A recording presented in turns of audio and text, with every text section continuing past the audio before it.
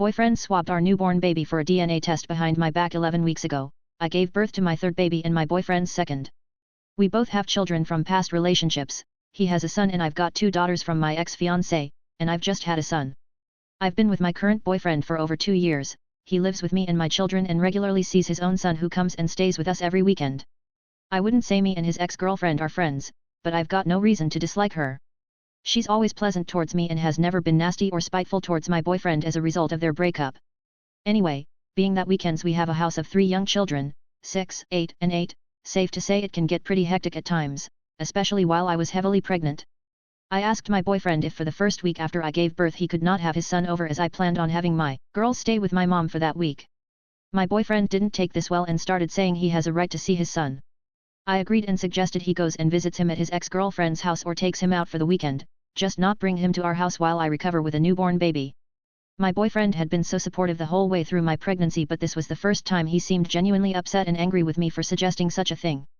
I explained that next weekend we could have his son back over as I'm sure he would like to meet his new half-brother. My boyfriend reluctantly agreed. That brings us to now. I'm 11 weeks postpart. I was cleaning around the house 2 nights ago. I was just doing some basic chores such as vacuuming and emptying the trash. That's when I found a letter in the trash. I usually deal with the mail in our house. My boyfriend has dyslexia and struggles with things like that, so it was immediately unusual that there was some mail in the trash I hadn't put in there myself. I picked the letter out and started to read it. It was a DNA test result for my boyfriend and our son.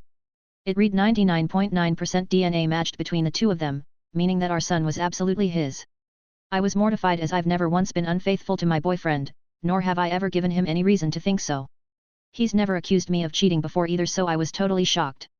I immediately went to my boyfriend with the letter and asked him about it. He told me he just wasn't sure.